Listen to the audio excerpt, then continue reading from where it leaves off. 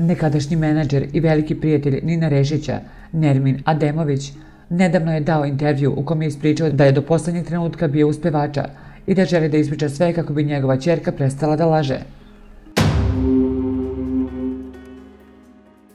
Naime, Sandra Rešić, koja se takmiči u emisiji Zvezde Granda, nekoliko puta je pričala o Ninu, ali su je mnogi optužili da preuveličava stvari kako bi dobila na popularnosti.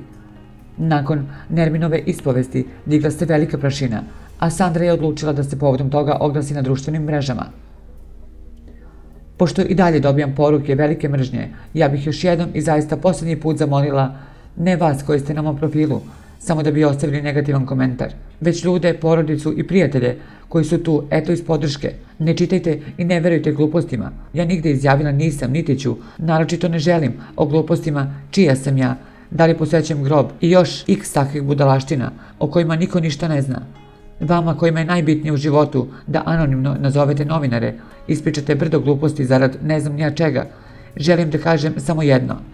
Gde ste vi bili ceo njegov život i gde ste bili svih ovih 9 godina od kada ga nema?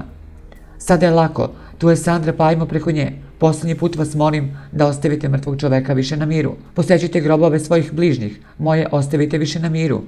Kakvi smo bre to ljudi, napisala je Sandra. Nakon par dana ona je odlučila da se obrati još jednom.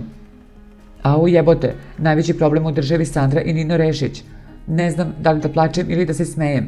Majke mi, dajte malo prostora trudnicama bez para, samohranim majkama, žrtvama nasilja, deci bolesnoj, ratnim invalidima, bilo srpskim, muslimanskim, hrvatskim. Ljudi su gladni, goli i bosi. Evo ne znam, napisala je Sandra.